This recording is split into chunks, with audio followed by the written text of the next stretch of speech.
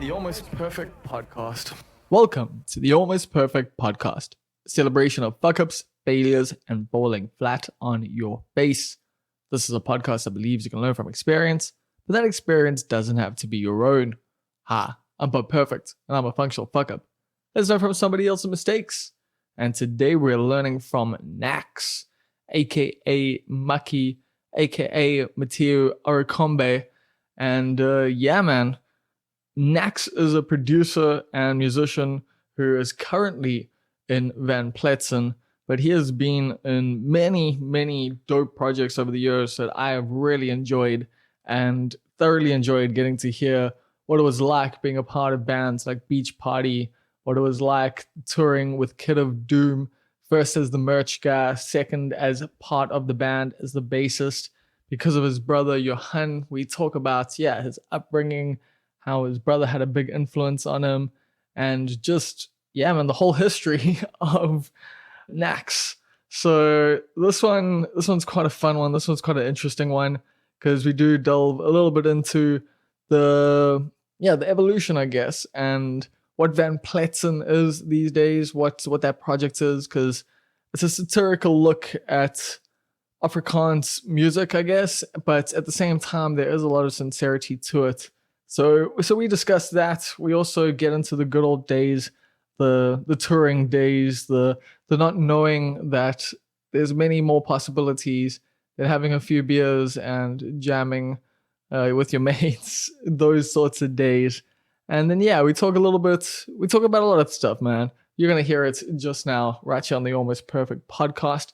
Before we get started, I do need to let you know that this podcast is brought to you by you. That means you can support it by going to patreon.com/almostperfect. At the moment, I'm actually trying to get Hindenburg. I've been using the trial for the second time now. It's a great editing software, so I'm going to set like a little goal on the Patreon. It's $4,500 with like this discount that I get. So I figure in 2 or 3 months, I should be able to get it. So I don't know if the trial is going to last that long. I think it ends a bit before that. So if you want to help me out, go to patreon.com/almostperfect and keep the Almost Perfect Podcast sounding amazing. I hope it sounds amazing. Anyway, what is up? How are you doing? Welcome to the podcast. Thank you for listening.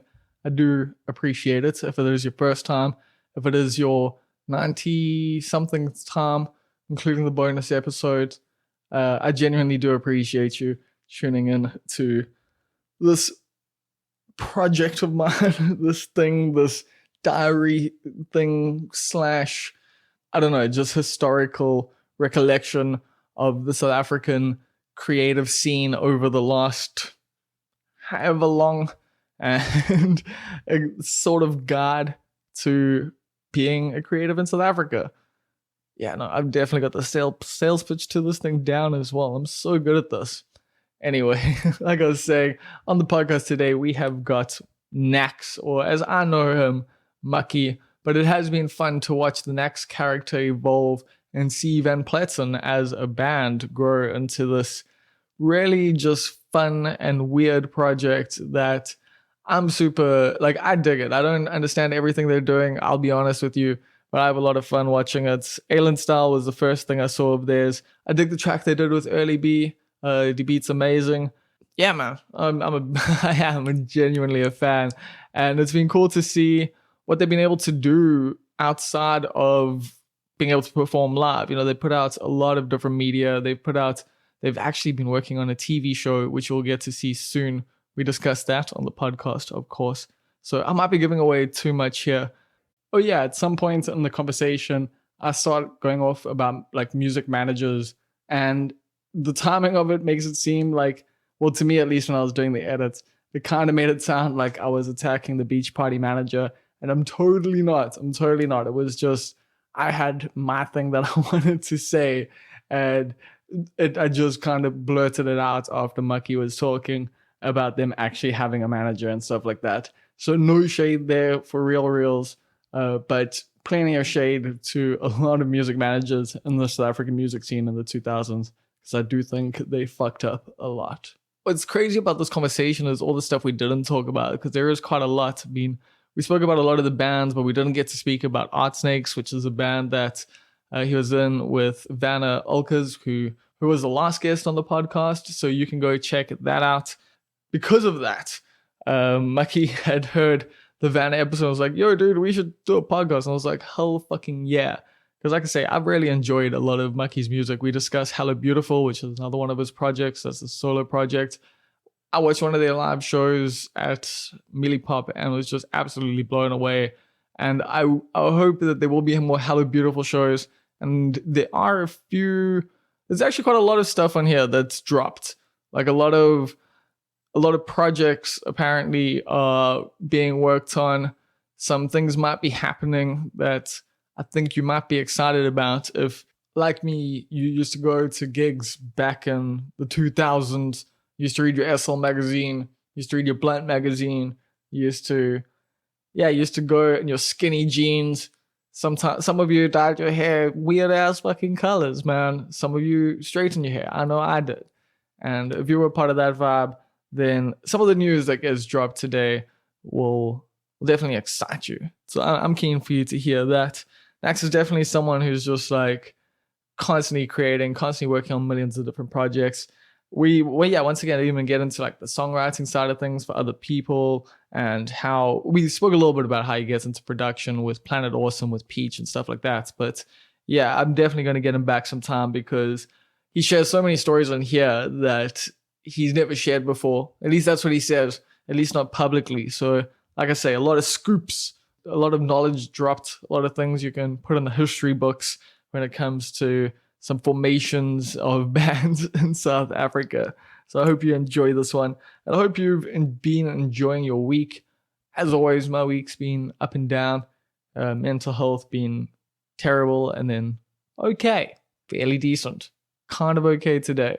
It's like I feel, I don't know, as I do this, as I get into this, things are a lot more of a vibe. But also things with my gran have kind of gotten better at the moment because looks like we are able to sell my grandfather's car. We've got a buyer and stuff involved. And so that's going to be out of our hair. And that's been like a big deal in all of this. Because let me tell you, winding up in a state is not a fun time. It's not a good time.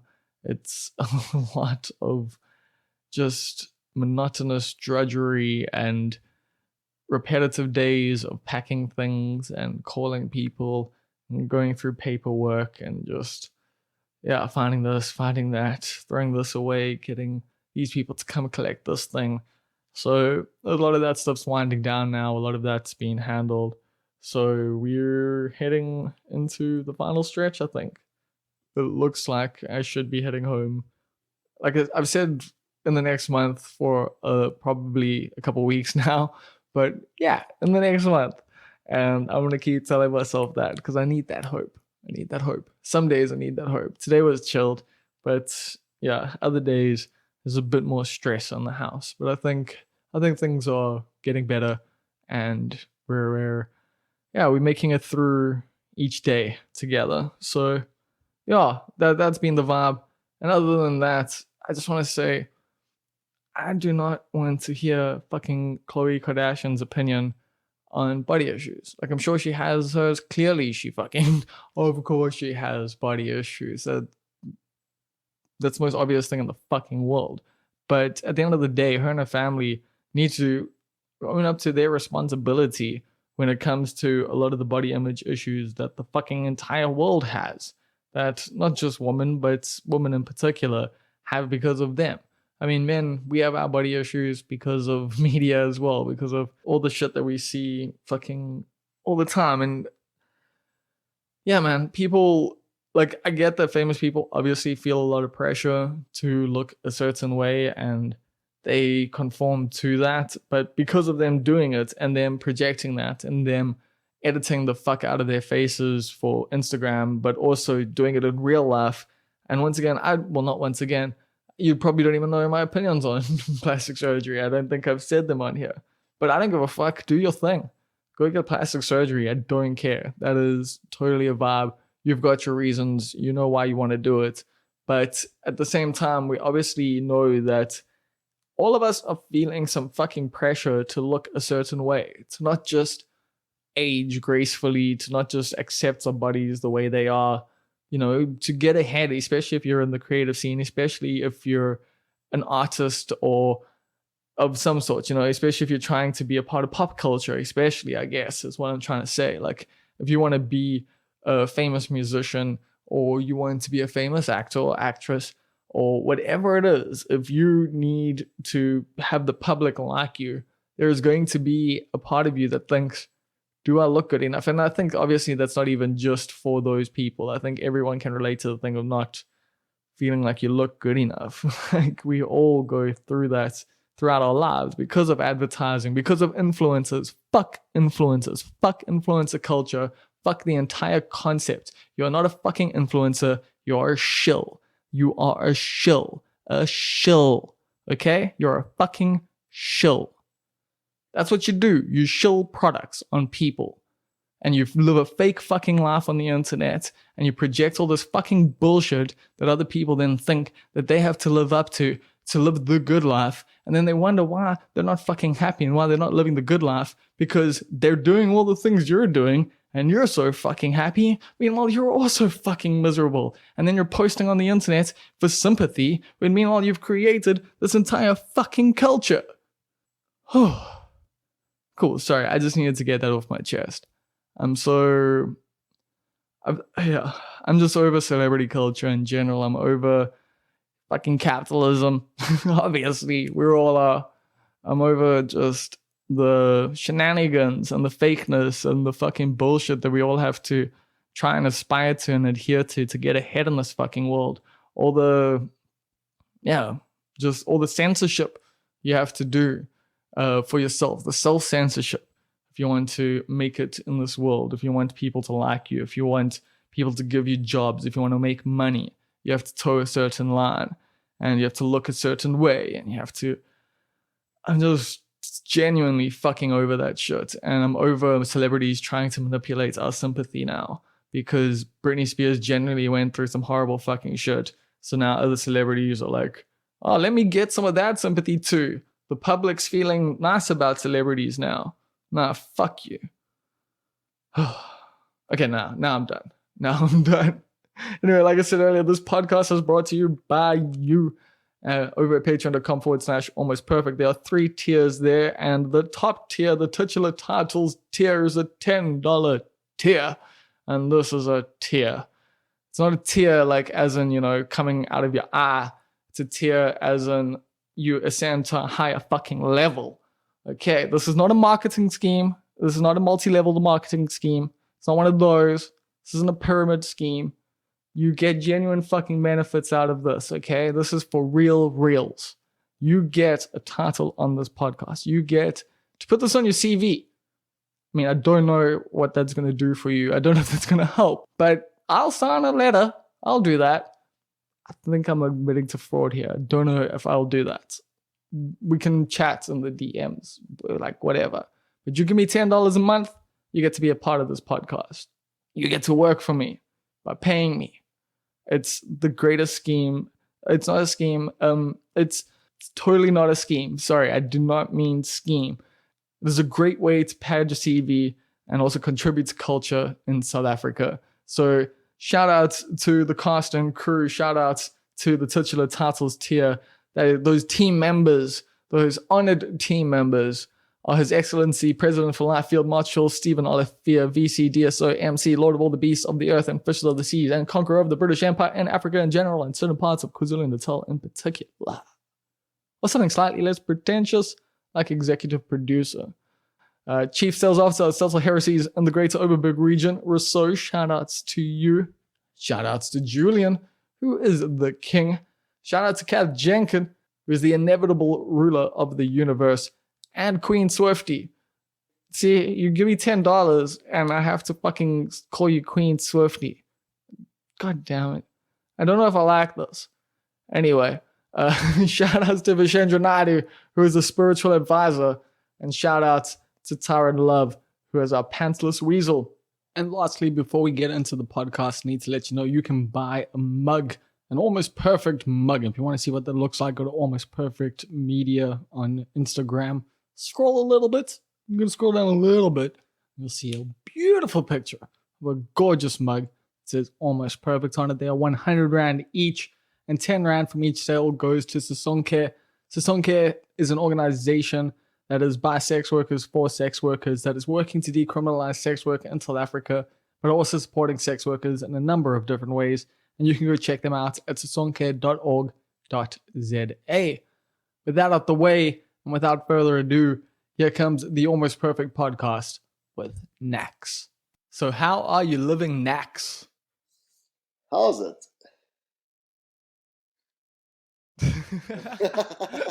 Coming straight into character. I like it. Oh, dude, thanks for having me here. Super amped to have a good long chat with you about who knows what. We'll see where it goes. Yeah, we will, man. Like this is gonna be a fun one, especially because, like we were discussing beforehand, a lot of people these days don't actually know that you can talk. Dude, man, this is a conversation, but I can get into this. But ask me some questions. Well, that's the thing. So this character Nax that you've got going on, because I know you as many other names. Actually, the name that like Please most do let me know. people, What name is this? well, your government name, and Yeah. then Makkie is the one that everyone affectionately knows you as. Let me just give some background. So my name is Matthieu Auriacombe. I'm a Frenchman, born in France, but I live in South Africa my whole life.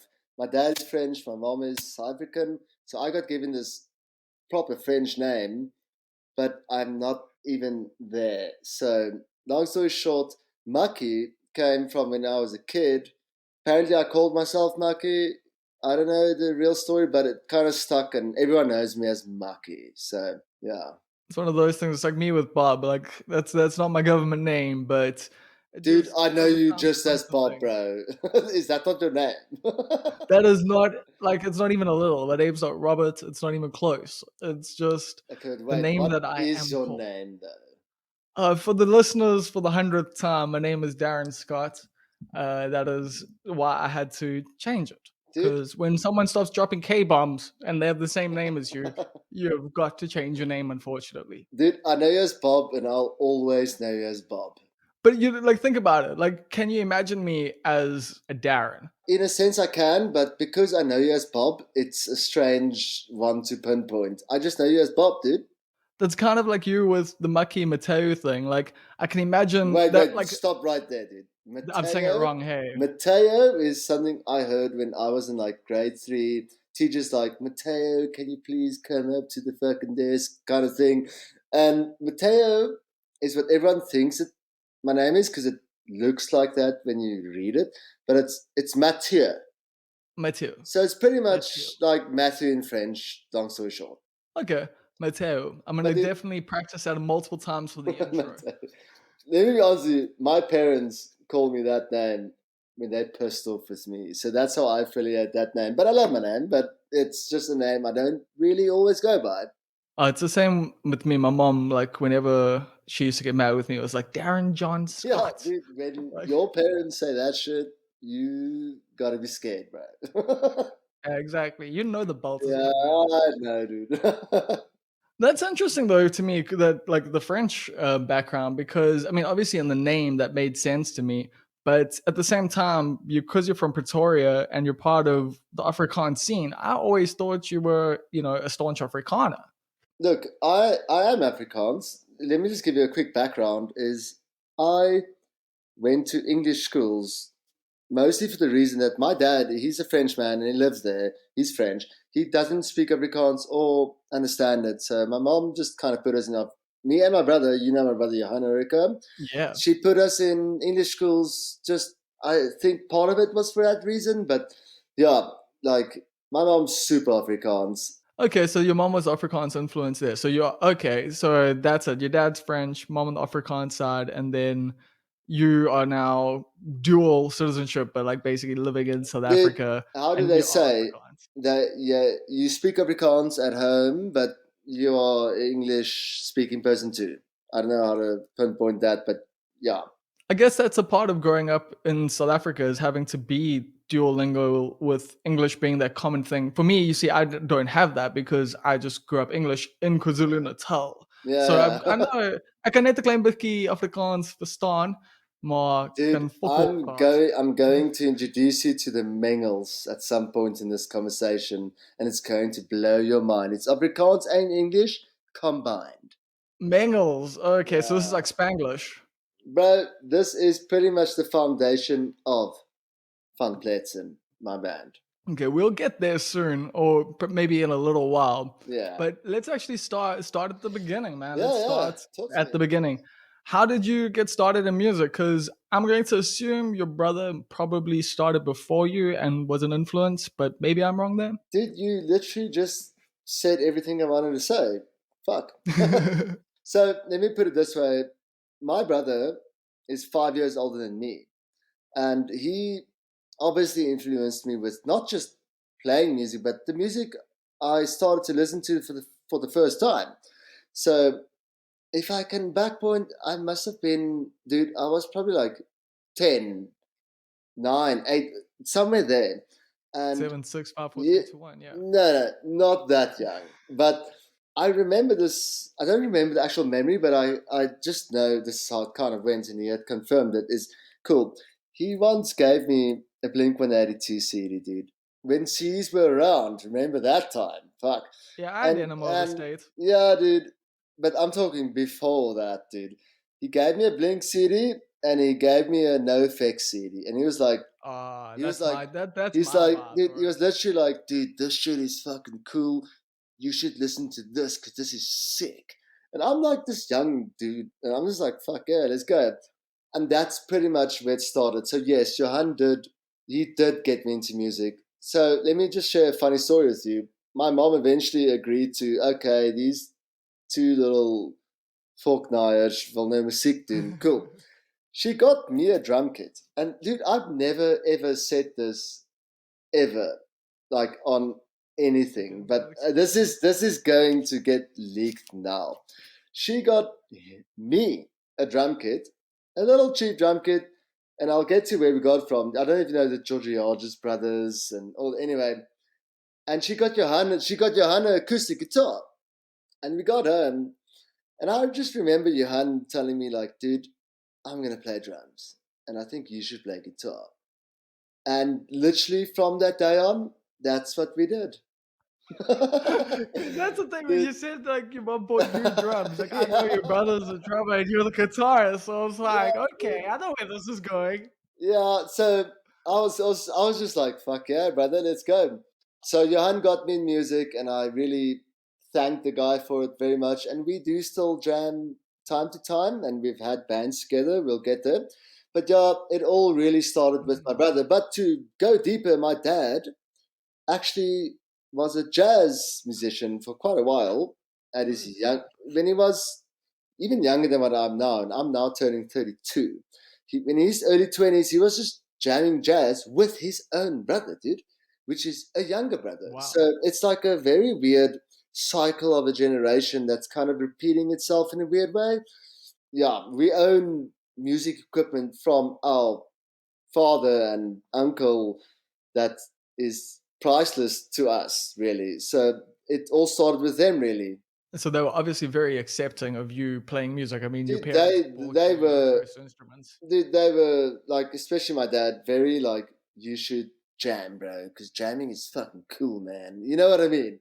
It's like That's so this dope. thing, and yes, yeah, that's where it all started. So I do thank my brother. He did get me into music, especially punk, dude. Like I started off with punk, to be honest. I My first CD ever was the like a NoFX CD. I think it was Thanks and So Long for the Shoes or something like that. Thanks All for the the Shoes. shoes, yeah, man. Yes, that was my first actual physical CD I owned, and I cherish that thing so much. It's actually framed in my house. Well, flat. Nice. It's there, and it's just a reminder of I appreciate my brother for that. Even though we can really get into a boksmekaar state, not actually, but siblings. That's all I'm gonna say. Music always brings us together, and yes, he did get me into music. But what was it like? Because so your brother was in Kid of Doom, right? Which is Yes, at the time was this just like phenomenal band. You know, like they were like a seminal band. They were a band that was just dude. like put on the fucking map, and like everyone Oh, loved man. them, and like they were highly rated. So You what's it know, like growing up seeing that? so when kidofdoom started, I think I was probably like 15, 14, somewhere around there. I'm not too sure. I can't remember very well. But I was young. I was in school, and my brother was out of school, and they were starting his band. He had met a bunch of different musicians.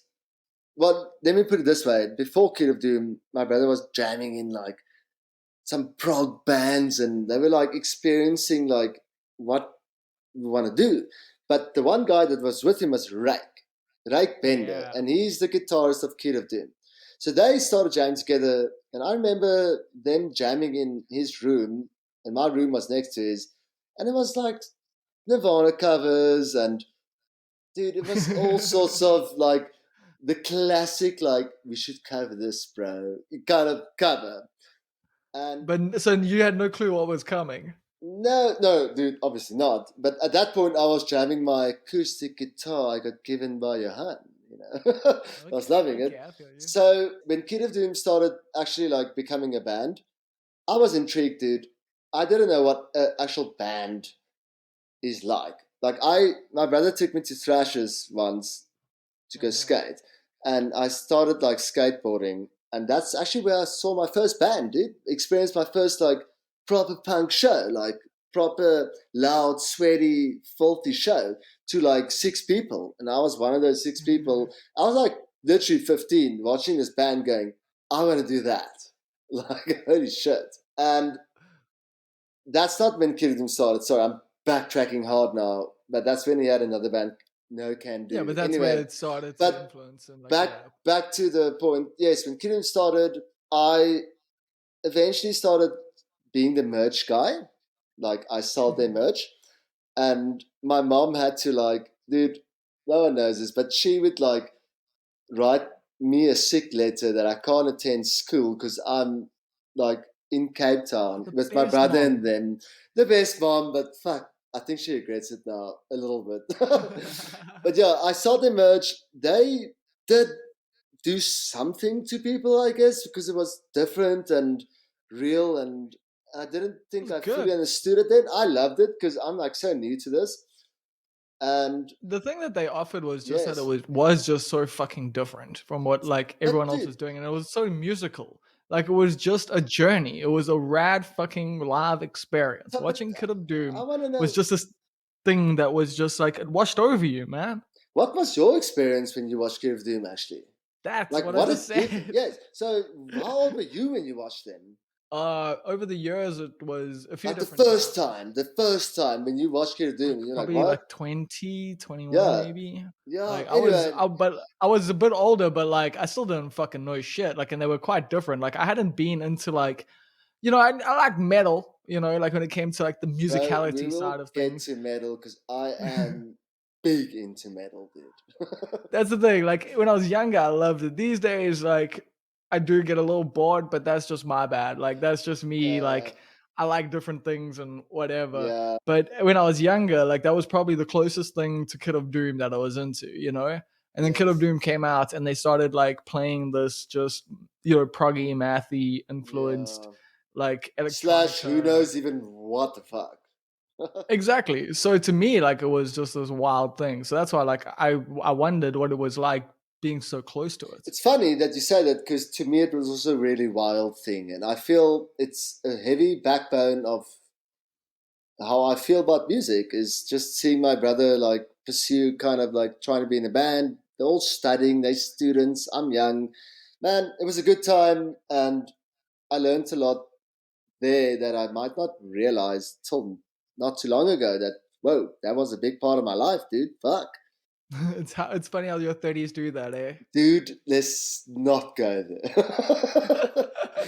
But just to end off the whole Kid of Doom thing is yes, my brother did get me into music, and funny enough, that's where I met Peach slash Kurataunt. I met him when I was like 15, dude, and not Oh once shit. did we even realize what we would still be doing in each other's lives later in life. But we'll get to that. So Okay, I for met no, Peach please. that time, and I was gonna say, please tell me about a yeah, young Peach. dude, young Peach. Firstly, long ass fucking hair. like rock and roll hair, like that proper, like, I'm growing my hair out, bro. Dude, he I can't even say that much because it was very. I do have a story to share that I don't think was ever shared, and they might be like, bro, but I'm gonna share this. I'm into So Peach was actually supposed to be the keyboard player for Kid of Doom. it. And he was at the Drama, drama, first not actually drama, it's actually gonna laugh. drama. So they were all friends, Peach, Richard, Ray, Johan, and there was some other guys there.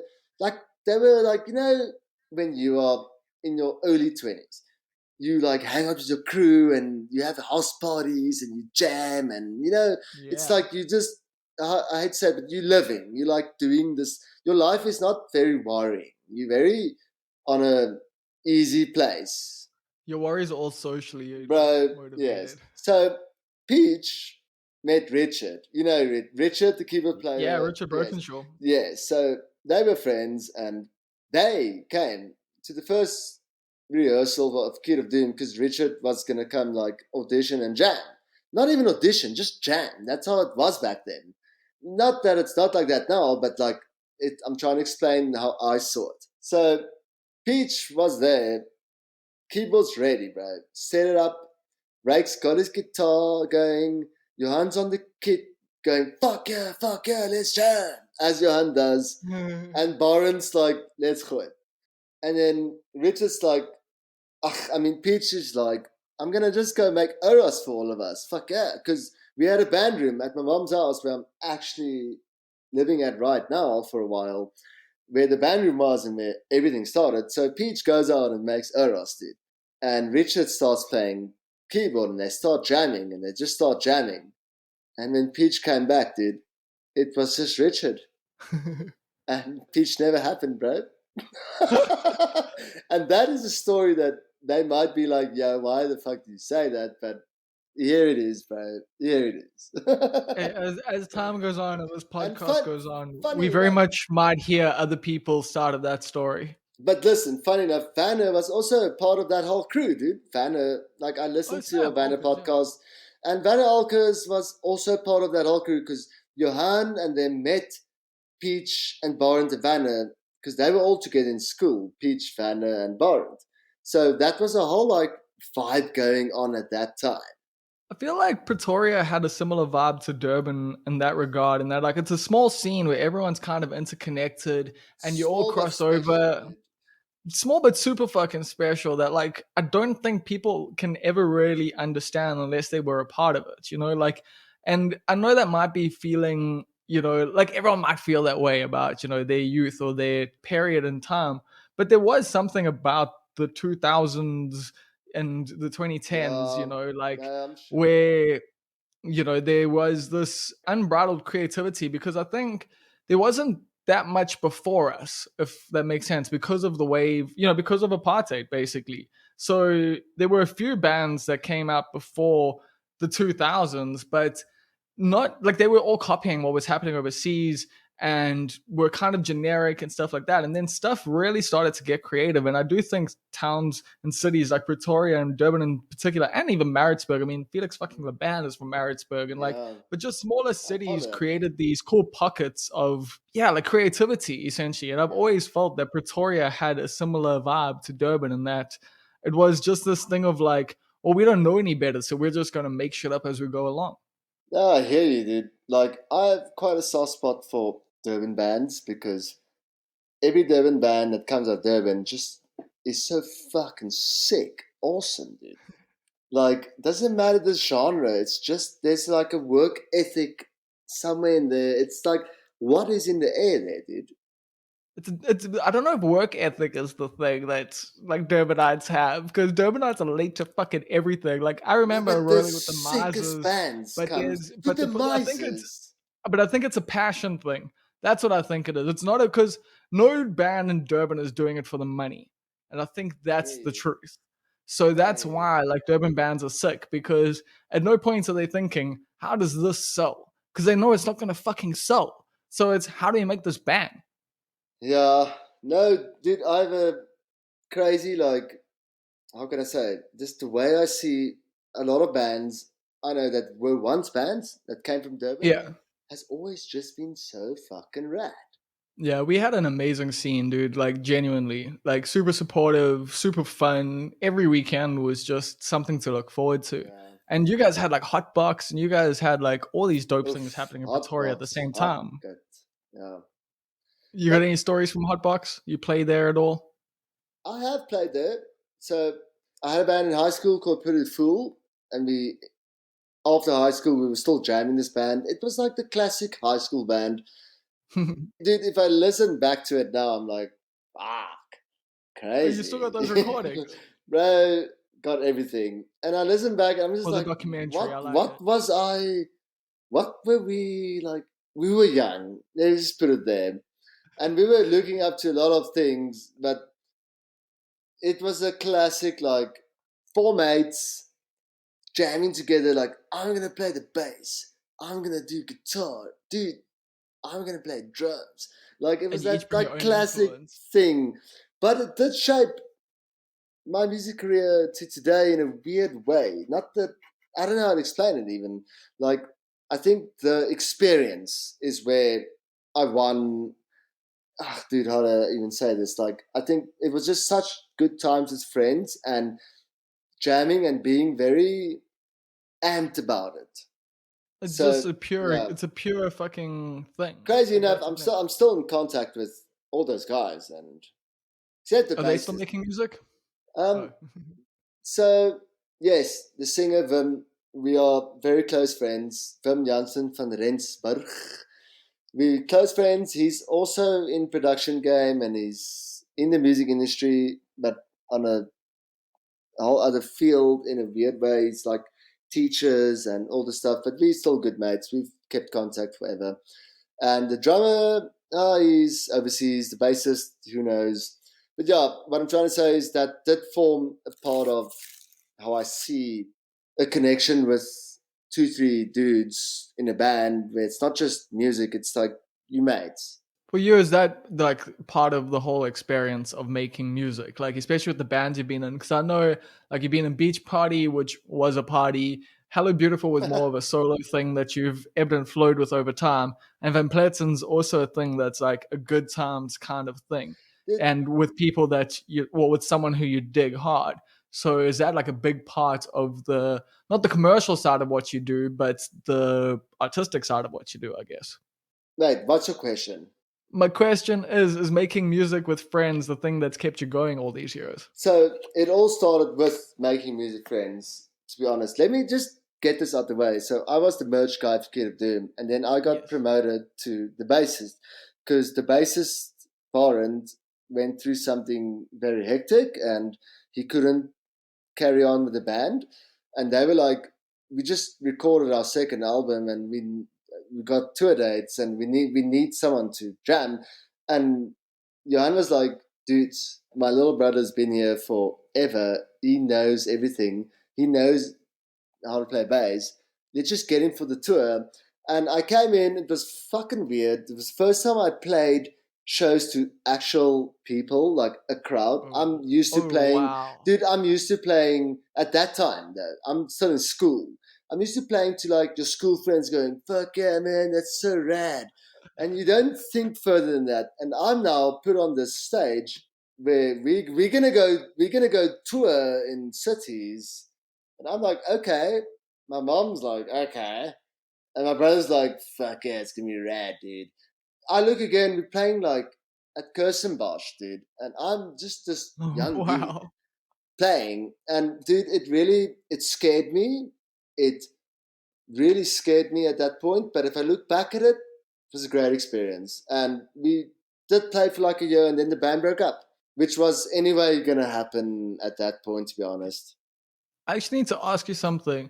Did you stay at my place once?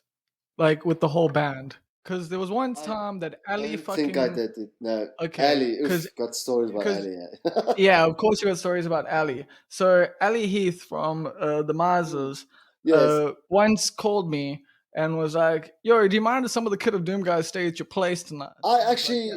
I wasn't there, dude. That was still with Baron, to be honest. Okay. I I couldn't wasn't remember there. because there were 13 fucking people that landed up in my flat that night. No, So I don't know who was there.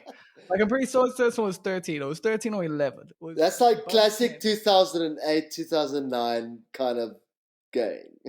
Yeah, that was it. It was like, can one or two of the Kid of Doom guys stay at your place? I rock up and Joe calls. It's the entire band, the sound, the lighting, some other Talking people. about, yeah, I don't know who was dating who at that time, but there were people that yeah. weren't part of the band that were involved. Yeah, So no, I wasn't there.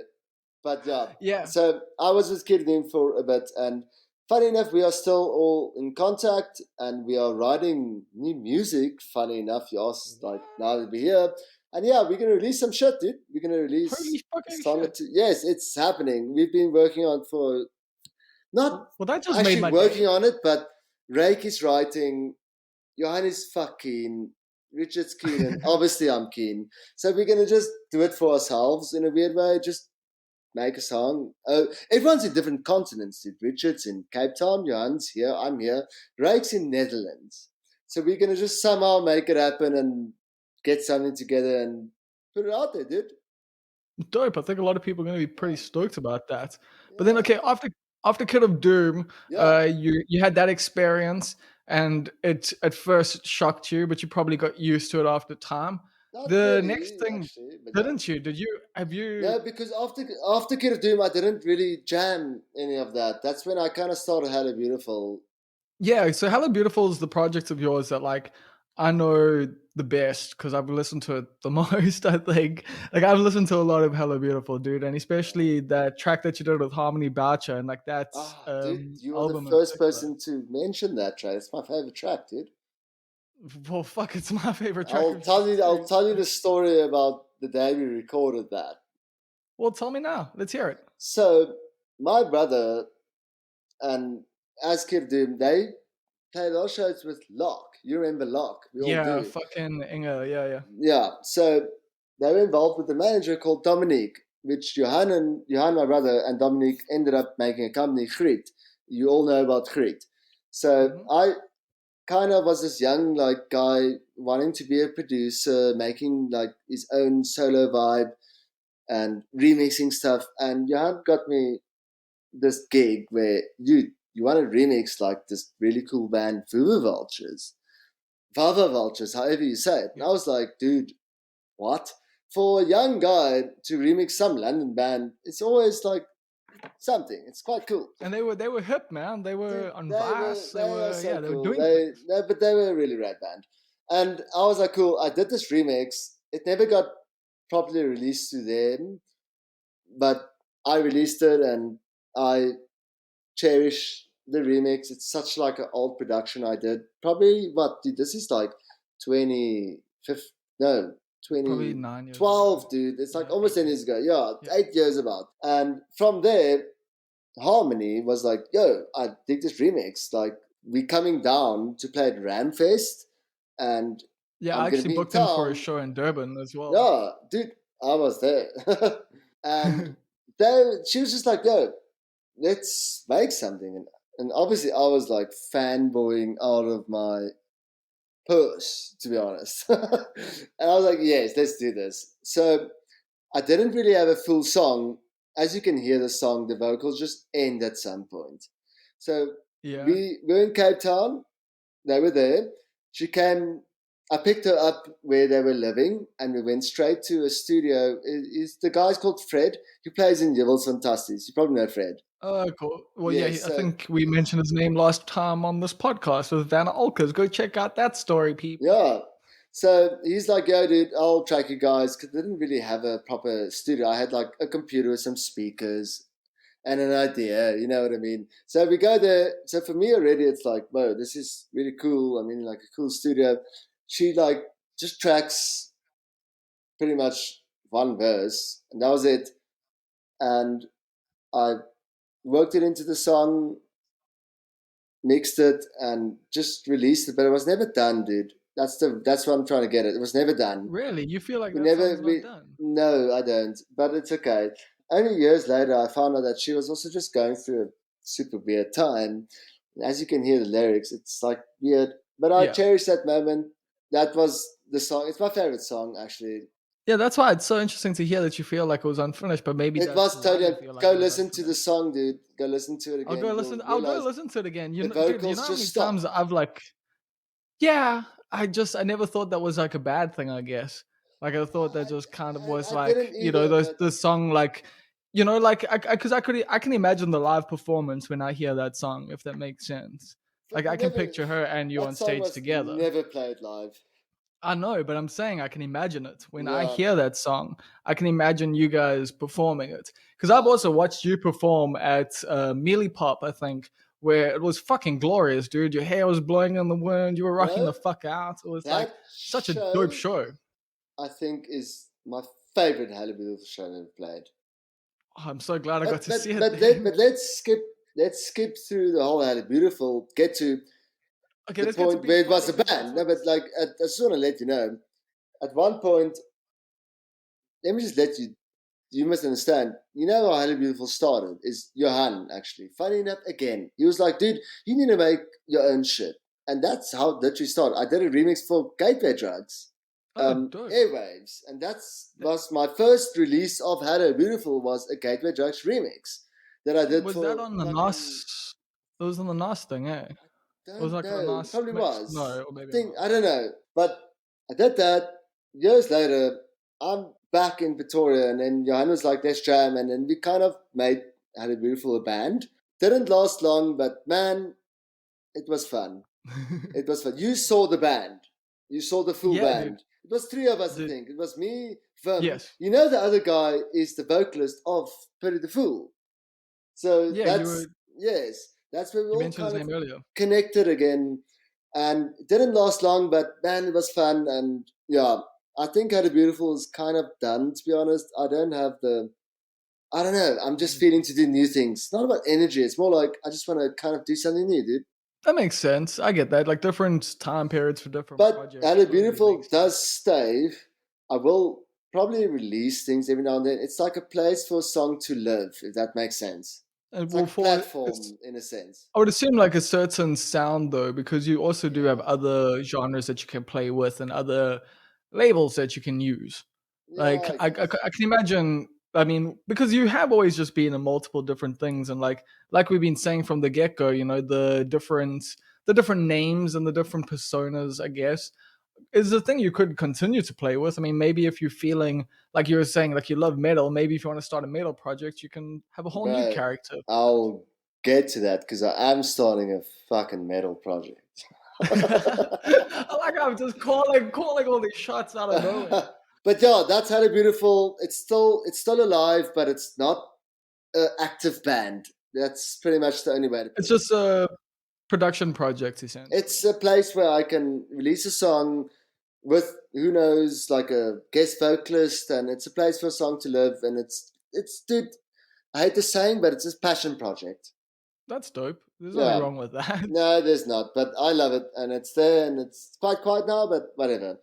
Anyway, beach party, So tell dude. me about your time Let with Beach Party, me because talk to this you is the about time of your beach life party. that you. This was the whole foundation for this conversation. Actually, you were like, "Yo, dude, I Bro, got some stories to tell you about Beach Party," and I was like, "I'm in." so okay, dude, I moved to Cape Town. I think I Oh wait, was yes, I just realized you. So you said you did a cover or you did a remix of Gateway Drugs, and then you're in Beach yes. Party.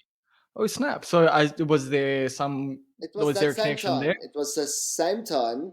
So I like I grew up in Pretoria, and at 22, I was 22, and I like made this mission to Cape Town with a good buddy of mine, Franco, and we went to go work for a sound company called Geras, where you like literally packing Okay, out trucks. Like yeah. the sound company works sound. It's gonna be so cool. Yes, we're packing out trucks and setting up fucking speakers and working labor, Living the bro. dream. Yeah, living the dream. So we went there. It was fucking rad. And the drummer of Beach Party, Zander, I'm sure you know him. Yeah. Him and I were in school together in high school in Pretoria Okay. because he's actually from Pretoria. So that's where we met each With a other. name And like then, Xander. oh fuck. And then when I was in Cape Town, he saw, like, I reached out. I was like, "Yo, dude, I'm this side. Let's hang out." And he's like, "Dude, yo, we I have this band Beach Party. I was like, dude, I know, it's fucking rad. He's like, our bassist kind of just like quit and he's out and we're looking for a bassist. And it's very, very like super beginning of Beach Party.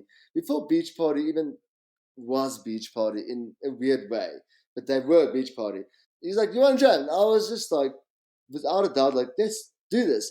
I rock up at a rehearsal. I see Xander for the first time in like 5 years. I'm like, dude, what's up? The old bassist, it was his last set with them in the band room. I watched, I was kind of intrigued. I must say, I was like, I'm not used to this Cape Town style bands. Like, this is different. And we all know about Okay, please, that. no. We don't all know about that because Dude, I'm going to assume that they might have been slightly more pedantic than other bro, bands, but maybe I'm projecting it. they looked so good, stylish, fucking everything was just so epic. And I'm watching this band in the band room. Everything I'm was like, thought out. bro, pretty much in a weird way, but also not. Like, not exactly. Okay. It's just they were just so cool, and I'm not used to surf rock, bro. I've never even thought of surf rock, and I'm sitting there like, fuck, I'm gonna do this. I'm gonna jam this band. So one thing leads to another. We're rehearsing. Things are going well. They're all Kid of Doom fans, and I know Xander, and we got like a friendship going. And the first show, dude, we play in Kalk Bay, like beachfront, fucking proper beach party vibe. But I rock up there in like cowboy boots and skinny jeans and like this rock and roll t-shirt that says Motley Crue. And dude, Dave is just like, bruh, we have a dress code. And I realized then, like, this is, I'm so not like, I don't know what the fuck is cooking here. But from Oh my then god, on, from, yeah. that From is so then, David. yeah, that's so David, you know Dave. And from then on, I kind of like started getting to know them.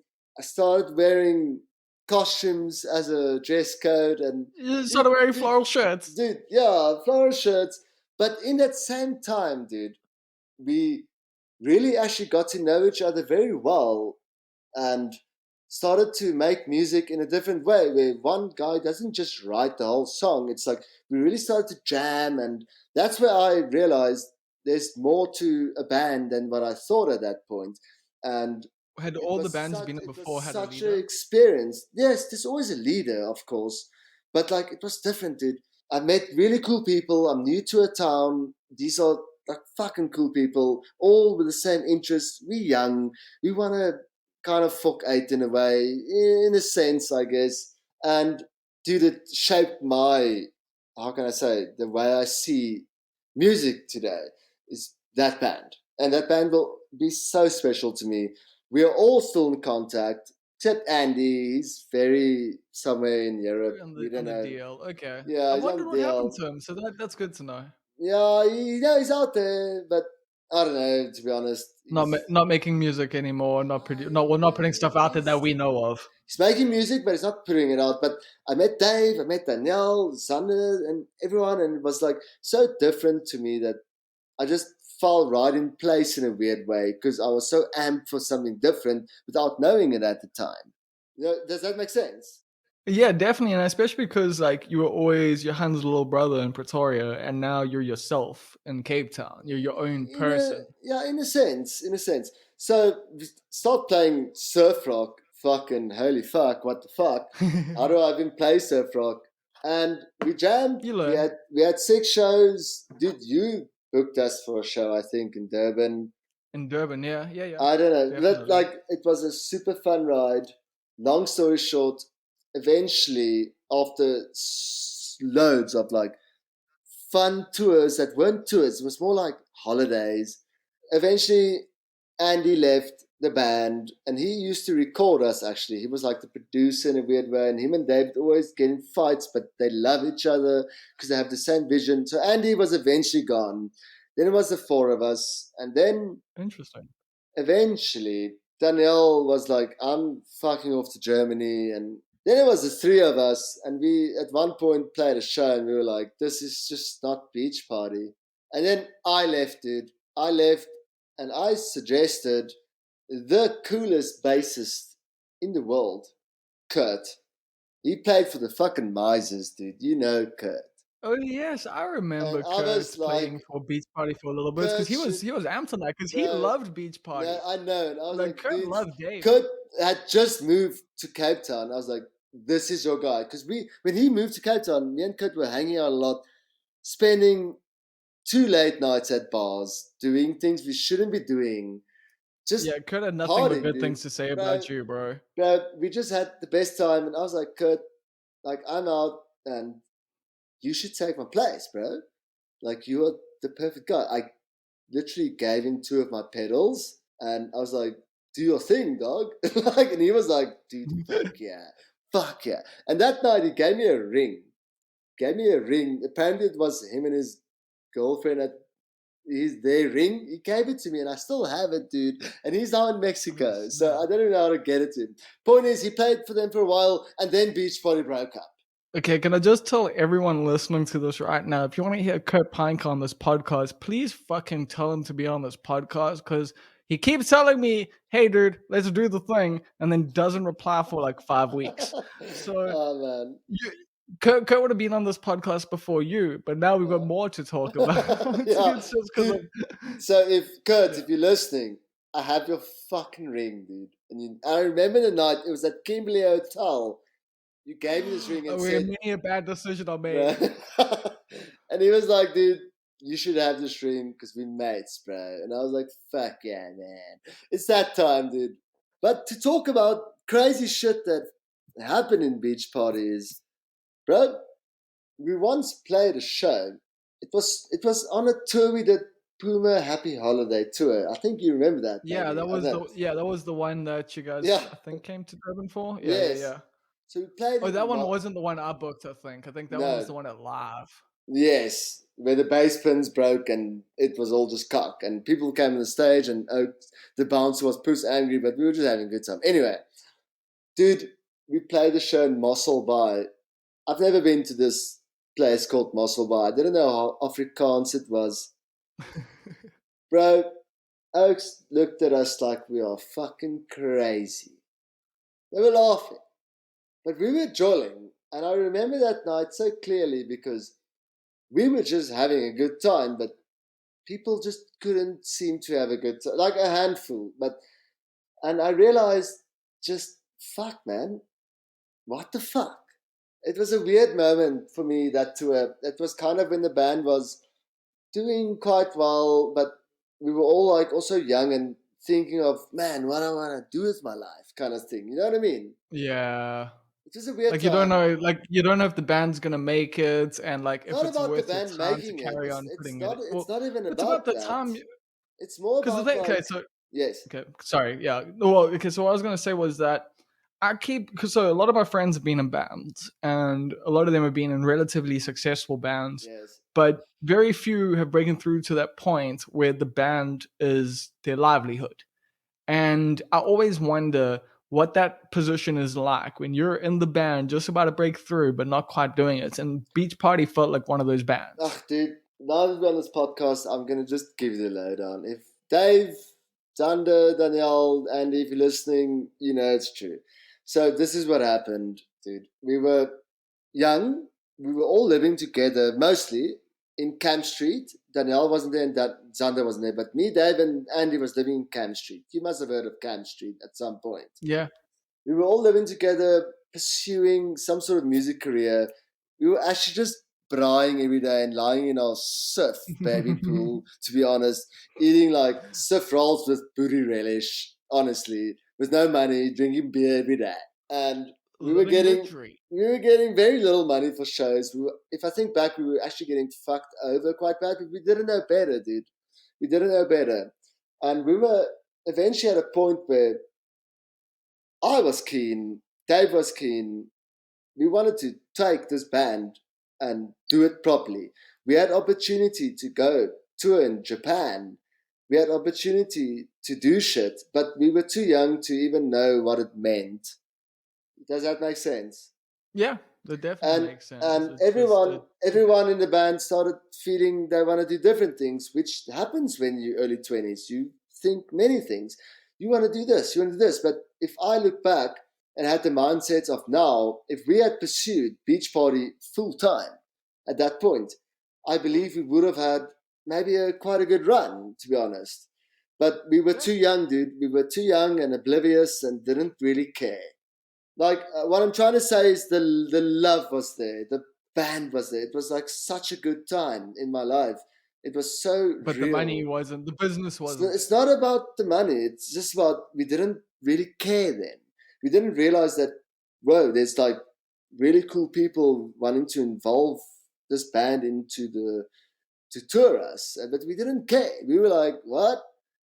No, man, I want to go hang out at assembly and play a show and just get drunk. You know what I mean? It was like a very young age. Yeah, that And is if, that is the yeah, early 20s thing where you're yes. like you're trying to live that rock star life, so you think like that's what it It is. really is that, Like, dude. We were living some sort of a, I'm going to say rock star life, but not really at all, dude. We were actually just being young idiots. Like, dude. So, yes, we missed opportunities, but let me just get past Beach Party and get to Gateway yeah. Drugs. Gateway Drugs started in the middle of Beach Party, and dude, I couldn't believe what I was hearing, and I'm sure many others Yeah. couldn't either. This is like so new to especially South African Yeah, their first soil, EP is dude, definitely like dude, one of the most dude, dude. like that's the thing, it's iconic. It's iconic, and they were just then, and they were doing this, and it was really cool. Gabriel Drugs started doing really well. Same times we started playing shows. It would be Yeah, Beach both the two Party, together. and it would be Gabriel Drugs closing the show, all fucking electronic. Which as a promoter is such a good fucking selling point, let me tell Bro, you. no, Like we if I can really, buy 5 fucking flights, like, and get 2 gigs out of it, that's dope. Like, bro, we it had works.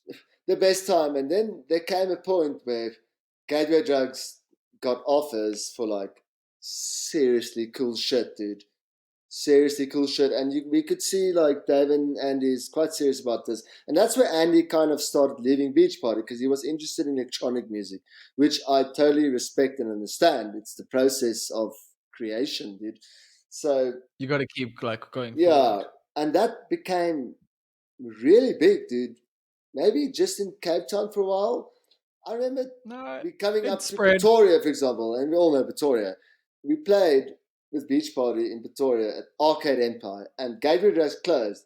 Bro, people were standing there going, "What the fuck is this cock?" Like, Really? I remember standing there like thinking to myself, like, this is how are not people not seeing this? Like, and they did get seen, and then yeah, they made the same mistake. Also got offered from the same promoter to tour both these bands, Beach Party and Gateway Drugs. We were gonna go do a lot of shows overseas, but we were too young to even think of the idea. That makes sense. Yeah, dude, it definitely does make sense. It's like you don't know what the scope is, because also I guess We you don't really didn't have care at management that point. involved and like No, and no, we managements had in South management. We Africa. had Oh, management, did you? but Well, okay, that well, I was about to say management in South Africa at that time was a fucking joke. So yeah, dude, yeah. a lot of bands have been mismanaged by fucking assholes who know fuck all about music. And I will say that the reason why the music, well, not the reason why, but one of the reasons why the music scene in the 2000s didn't pop off as hard as it should is because of a lot of fucking managers I making a agree lot with of dumb you fucking big time, dude. decisions. I agree with you. And yes, there were people that were involved and keen, but once again, the time just wasn't right. And I only see it a few years ago. Like I realized it just we were just too young, dude, to know better.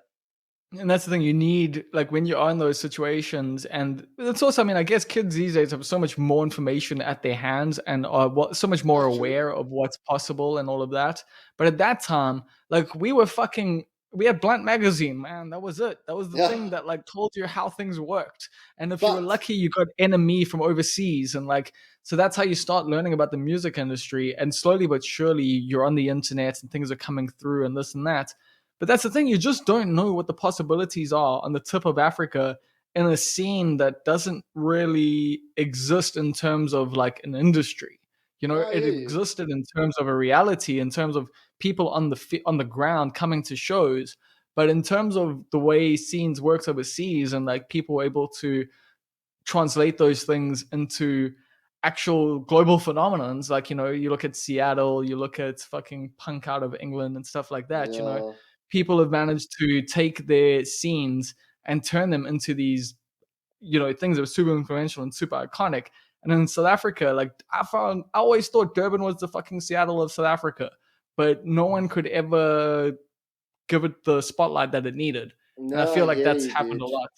But like, let me just put this out there. As much as all these things we might have known then, that time of Beach Party was seriously my favorite time of my life up until now.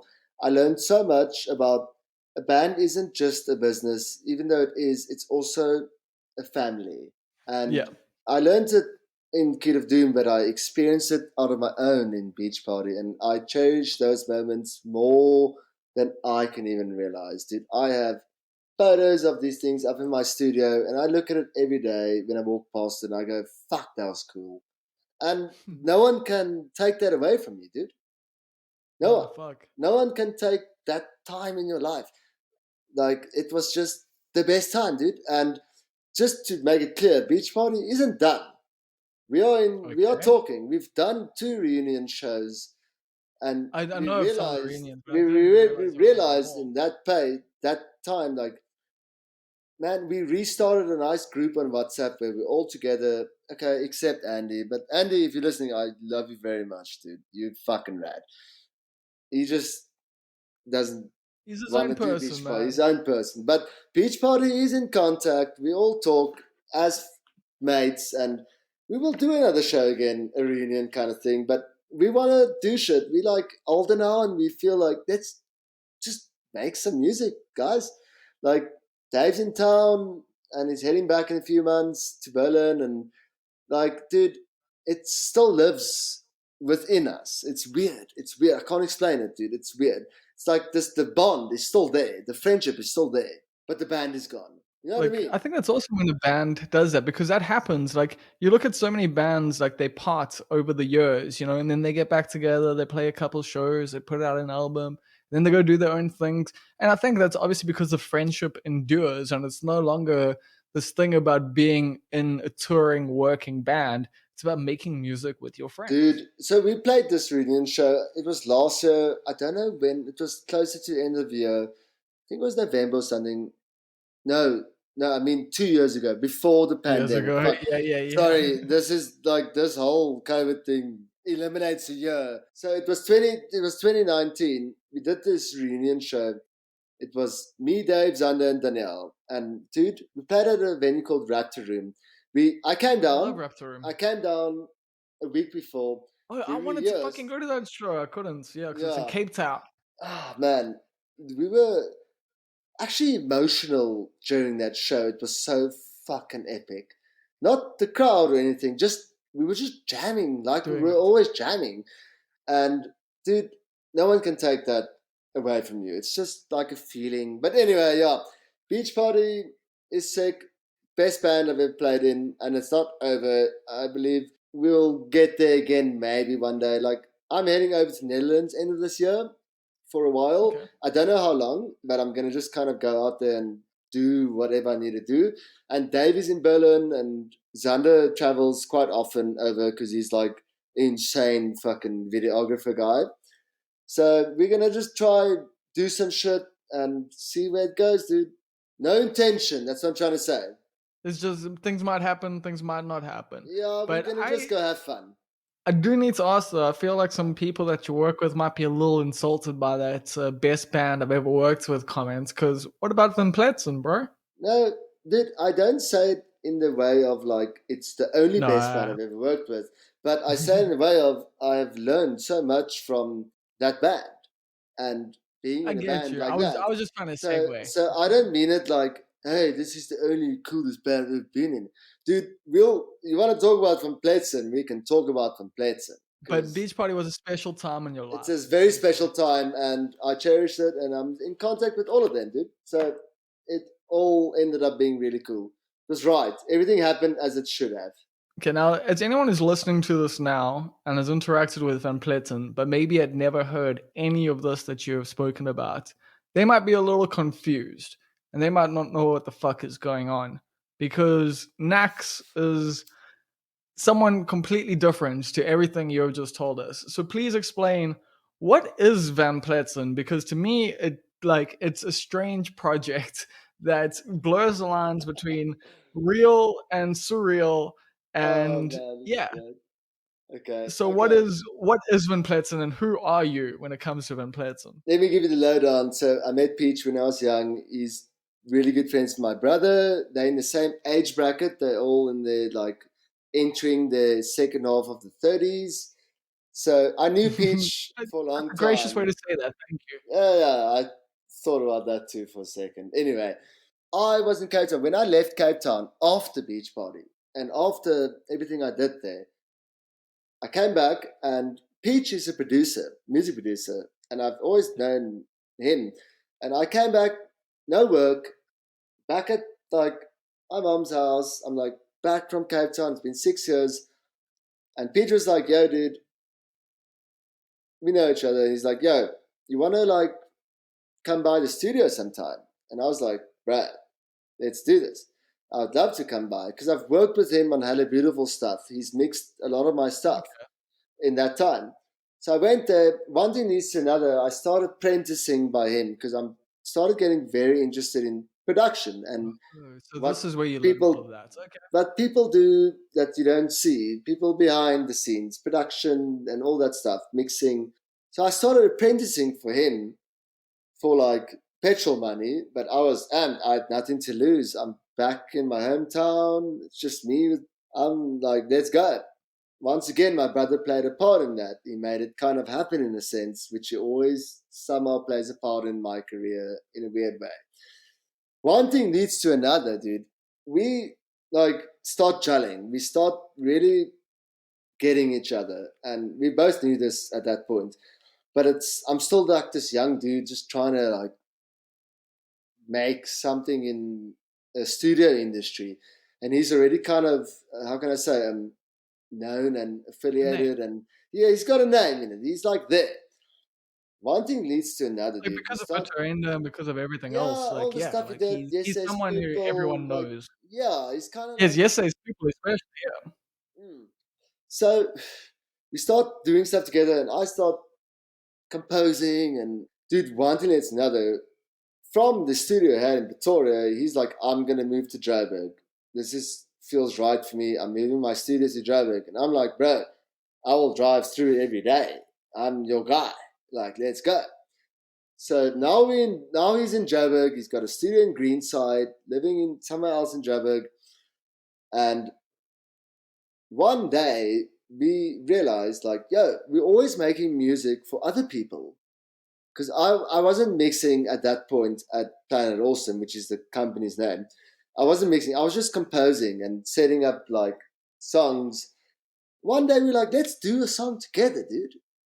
Like, fuck, let's do something different. And yes, just quick side note, we did do a song together and had it beautiful, but it was totally like just a feature of Peach. So go across the road. There's a bar because his studio was in Greenside. You know Greenside. Those that know Yeah, I know. Greenside, it's like a nice strip. We drank a beer, we had a smoke, and we like we need to like just maybe make a song, just a song, and that is when we wrote Zauberfluten, the song that pretty much put us on a weird map of the side of Afrikaans music. Funny So what enough, was the plan there? Did you like when you guys wrote that song? What were you thinking, I will bro? tell you what happened there. So I had a song that I made for someone else. I'll mention the name. His name is Majosi. You know him. He's So been on this podcast. Yes, so I did yeah, I did a pitch for him. He was like, I reached out to him like, yo, I'd love to pitch to produce you something. He's like, fuck yeah, let's go. He's a super nice guy and he's like super cool. I pitched him the music of Zalbert Fluten and he was like, listen, I like it, but I don't feel it's my vibe, which I totally understood at that point. And that's when I was like, Peach, here's like a pitch of something. And then he was like, maybe I should sing in it. Dude, he wrote the saddest fucking lyrics, the saddest shit over it. And I was like, listen here, bro, no, this is not a vibe. And I told him, maybe you should just sing about what do you do every day or what's your life like. And that's where Zob, smoking a lacquer joint if you're keen, or having a beer, just fucking every day. That's where Van Pletzen was born. That day, dude. I was gonna say, so what is Van Pletzen's like overall ideology? Bro, Because you're definitely pushing an ideology. it started off as a joke, I'll be honest. It started off as like All right, we were just no having way, fun. no No, way. we were just having fun in the studio singing about Zob, which Zauber Flute is actually a German musical with a flute. And I was like, I always call Zob, well, how can I say, weed, I guess. I call it Zob, I just kind of gave it a name. And he did his lyrics, and we laughed, Brad. We laughed. And we were like, this is never going to be anything. We laughed. It started off as a joke. We started making these funny skits. Peach is known for his little characters he's always been playing throughout his years. Yeah. We just kind of connected our two ideas together without knowing, and we made the song. And funny enough, we didn't release that song. We were like, no, this is too out there, bro. This is too weird. People are gonna like kill us for this. So we left that song. Then we made Elan's Tale. I made a beat and he told a story. We released it and we were still laughing at that point because we were like, dude, who the fuck's gonna like this? Afrikaans, oaks, like what the fuck is this? And dude, it kind of just kicked off from there. A lot of hate, a lot of like, and we just kicked it off from there, dude. Then we released Zauberfluten. We made the video where we were on the jazz farm as in the Dacher couple's farm. So we're friends with the Dacher couple, and they like shoot this video here. We like it took us a while to get there, and that's kind of where it began. So it was a joke. It's not a joke anymore, but it's still satire. People mustn't take us too seriously because seriously now, dude.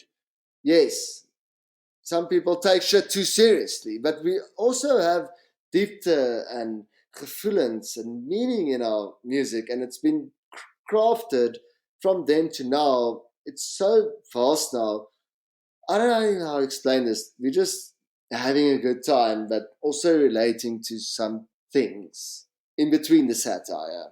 Well, that's the thing. I mean, not even in between. I think the satire itself and what you're satirizing is what might be relatable at times. And for various people in Afrikaans culture, or white Afrikaans culture at least, and people outside of it who have experiences with it, there is something within what you do that reflects it, but doesn't necessarily reflect like it's a funhouse mirror of white Afrikaans like culture, like not quite Kurt Darren-y kind of stuff, but in that way that like some pop music in Afrikaans culture can be quite frivolous, as I understand hear it. you. Yeah. And to me, that's kind of what it seems to almost be mocking, but at the same time paying homage to, as satire does in a lot of ways.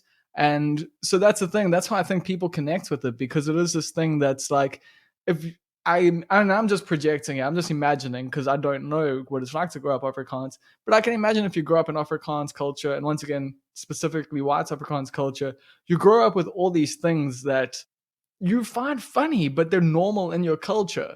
And I feel like Van Pletzen's almost a way to make fun of the things that you grew up with, but not in a harmful way, just in So, a dude, bringing everyone in on the joke way. nothing's harmful. We actually, if you listen to if you read the lyrics, which is weird, it's different then.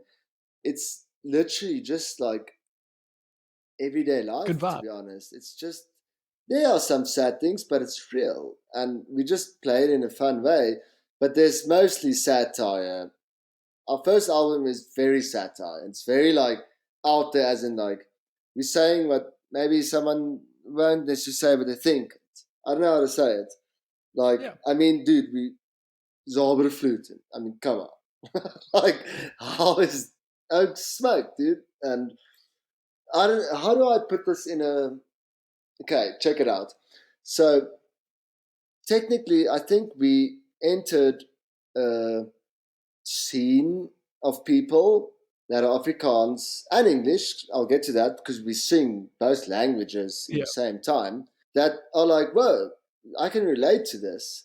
And at the end of the day, we were just relating to ourselves, really. meaning you're not alone.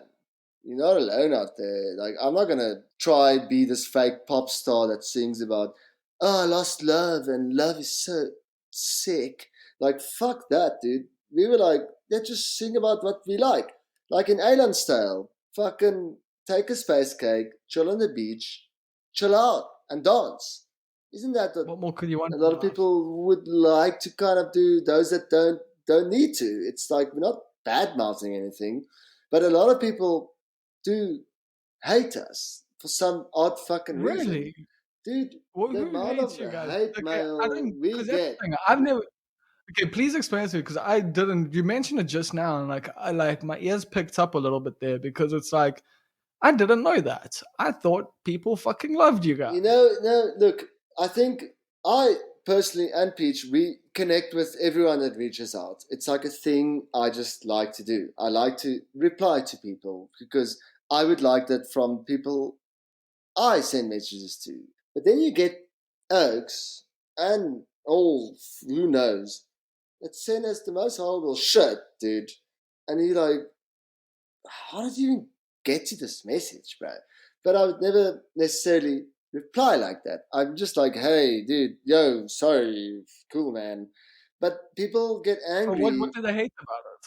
They hate about that we just fake, Do they to think be you're honest. mocking? No, they Okay, think we fake. okay. No, they think we fake. That's all I can say about it. I don't even know how else to put it. Have they ever watched wrestling before?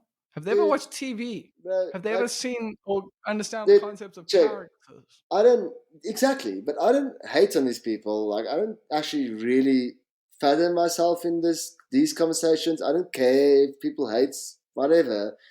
But it's the strangest thing to see when you just putting out a good vibe, someone will hate it.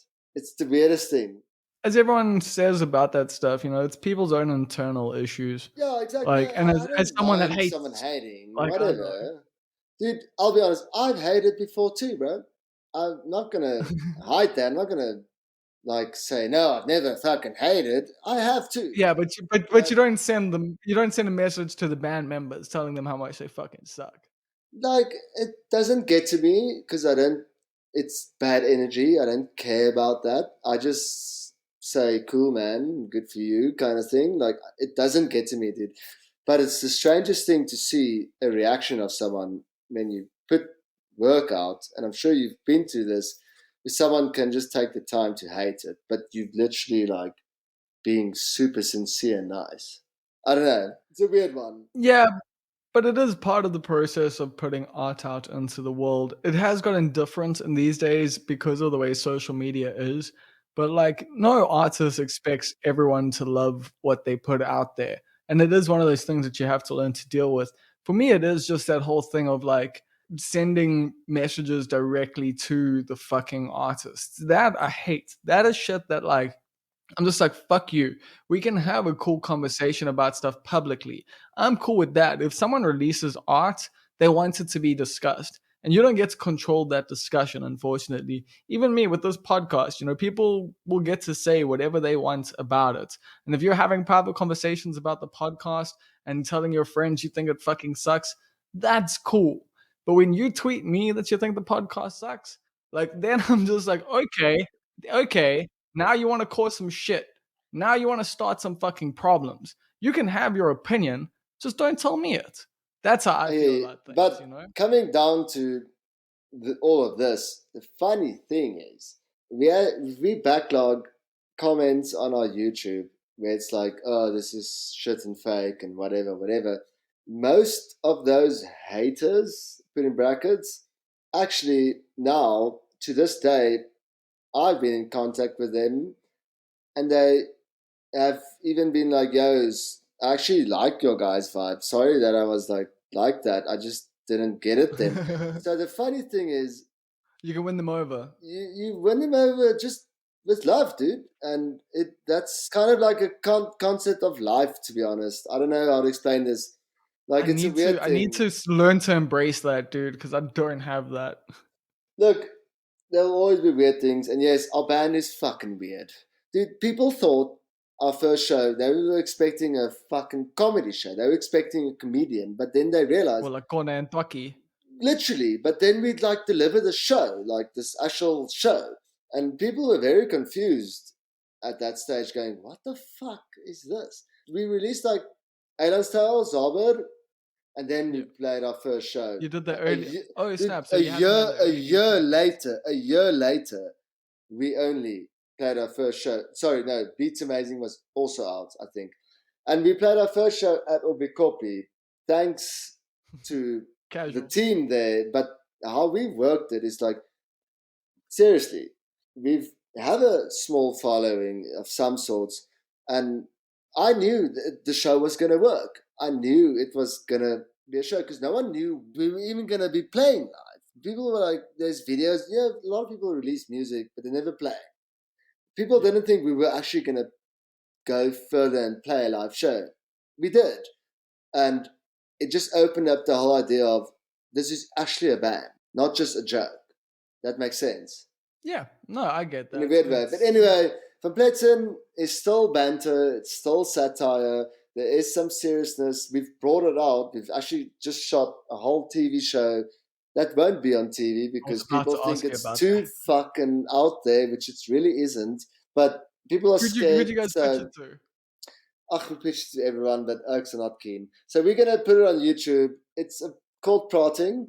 It's mostly Peach. He's like Prats. I'm there in some episodes, but I'm involved Well, behind the Nax doesn't scenes. really talk, so Nax is a bit Yeah, of a stoner yeah, who's I'm like always a bit a too. mysterious kind of character, you know.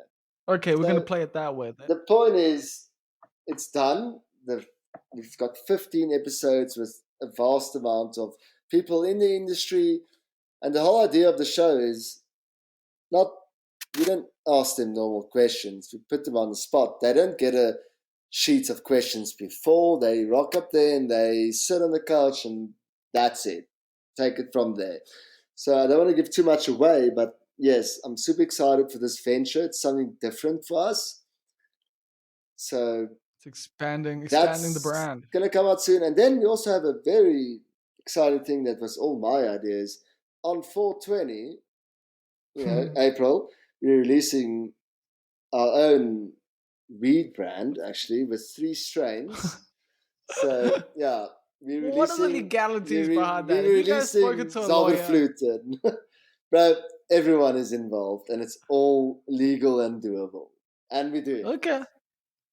I mean, I'm just kind of sponsored by a weed shop at the moment, but like I'm not sure of the legalities of everything yet, so I'm not going to be shouting out Yeah, things until I've chatted yeah, to a lawyer. yeah, But I hear yeah, you. No, look, I think there is obviously some red tape, but we're gonna go with it. So that's all I'm gonna say. you can be the pioneers because We're gonna you're friends with the Dutcher couple, so So you can yeah, use their lawyers. we've got some things in the pipeline, and obviously, yes, we just released a single, which is a lot different than what we've ever done. But fuck, we need to release something. And just to end off the Fableton thing, it sucks that we can't play shows, but it will come back. So we've been working on a lot of other things that don't involve actual shows, but we have been working on the brand, if I can put it that way. And there are 2 big things coming out very soon.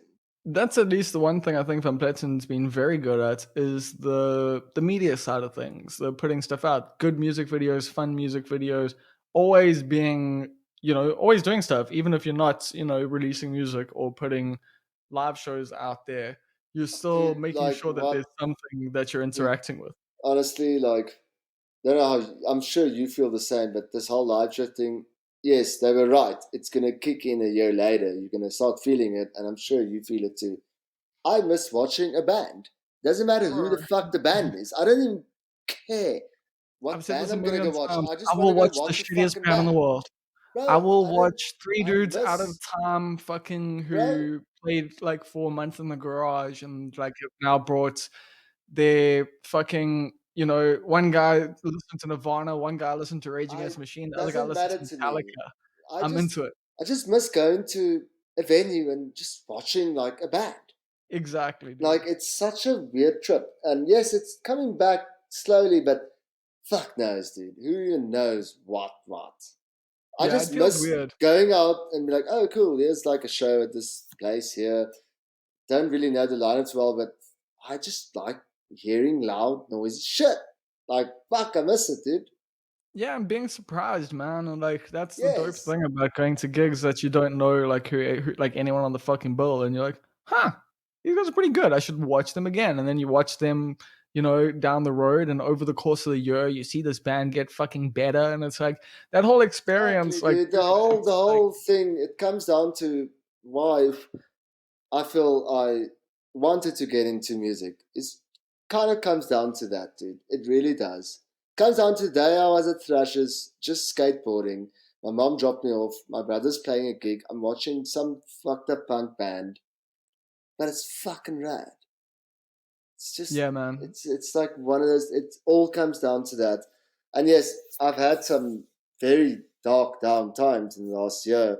And I'm sure not mostly, Anyone in but the creative everyone scene, has. Not even in the creative scene. I think a lot of people everyone, have been yeah. going through weird shit. And man, I miss that, dude. And I know you're a big band show, keeping the scene alive, trying to really, you put your love into this, dude. And I see it, and a lot of other people do. And you're not alone. Like, we don't know what to do at this point. Like, you just need to wait Yeah, it out. It sucks, but yeah. that's the thing to me, it's been the whole, like, we do have to just wait it out thing, I've been like, that following you for a long time, dude, and I see I what you're doing, and it's fucking rad.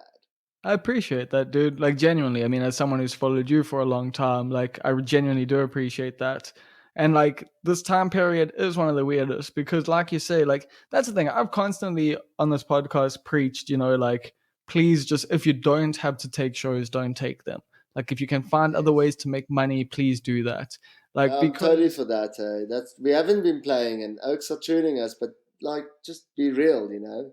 exactly. And the thing is, it's not coming from a place of like, oh, this doesn't fucking hurt, dude. Like, staying at home for a year to me is death. It's being I this hear thing you. that's just like slowly but surely fucking like whistled away at my soul. And I still know that like there will be good times again. There will be Yeah, of course, times dude. where we Of get course. to just fucking, dance with our friends It again. will be there again. Just wait it the fuck out and find other ways to make your band active, if that makes sense. Like you guys have. Like you did a whole entire But dude, fucking TV show. many people have. Like, look at so many artists in our country that are thriving, just in different ways. I mean, that's the thing. You're a creative person, so you can find creative ways to do things. That's kind of been my philosophy with all of this. Is just what are your other skills? What are your other ways Yeah. that you can, Like, at the end of the day, as bad as all this whole year's kind of been, it also makes, I think, and not a lot of people might talk about it, but it's also brought up other good things that you didn't really know you wanted to do. That makes, in exactly? a weird way, sense. I don't know. No, that makes so much sense. For you, what was that? We will end on this. What For are the me, things that COVID it made you focus was on? so we've always wanted to do some sort of a TV show, and obviously we wanted to shoot a movie, but that's not gonna happen now. So we wanted to do But it will something happen. that yeah, eventually we wanted to like do a TV show. Just from the beginning, we were like, we just make these stupid jokes, and somehow people like it. And we kind of in last year just shot a whole 15 episode season of a TV show, and it's like done now, and we're like, fuck, how the fuck? And like, you know what I mean? It's like weird. So we actually subconsciously did what we wanted to do a long time ago. And we always thought the time will never be right, but the time was just right now. That is the whole thing, is that it just now offers you time to do the other things you weren't pursuing essentially. And for you guys, that was this TV show that where can people I see think it it and was the when? TV. So where it's going to be aired, we don't know yet, but it's going to be soon.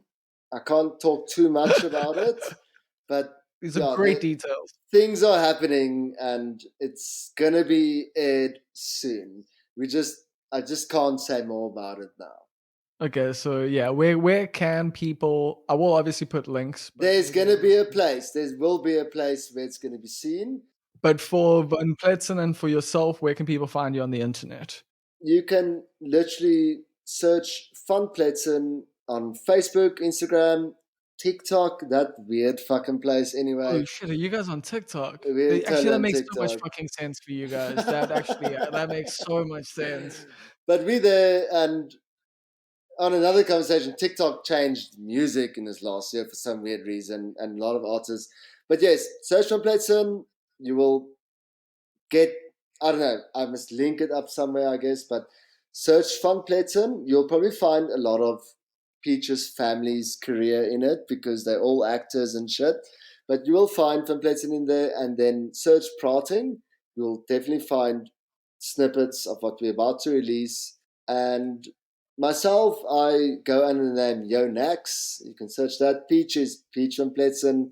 And on my own side, yeah, fuck. I'm gonna at some point probably release something again on Hello Beautiful, but there's no timeline, dude. So I don't know. I don't really use Facebook that much. I'm quite off it. I just use the fan page, but I'm active on Instagram, and I do reach out to literally everybody that reaches out to me. Dope. So yeah, if people want to get in touch with Yo Nax, go find Yo Nax on Instagram in particular. Cool, bro. Well, thank you so much for your time tonight. This has been Such a such a pleasure, dope dude. chat. This is like an honor to be on your show, dude. It's just been super great. It's been super great to talk to. I've like kind of known you for quite some time, but I've never had such a long conversation with you. It's been nice. We No, should our we conversations should have we always should been do over this again. tequila, dude. We should do this again personally, and I just want to put it out there. There's a lot of things I could have brought it out in more, like spoke more about, but I think the lowdown is there. Yeah, dude, like I'm going to definitely get you back on here at some point because there were some things I wanted to chat more about too. You know, like I've got my notes and stuff like that. But Yes. the cool thing about these conversations is that they go the way they go, man. Yeah, Like it's I not guess so. Yeah. like you were saying just now, like there's no time period with like, you know, the music thing and stuff like that. I'm trying my best these days to not create under pressure, you know, to not worry. Like, you know, you do the prep, you do what you need to do, and you let Yeah. the rest happen. Pretty much, And I yeah, guess. Yeah.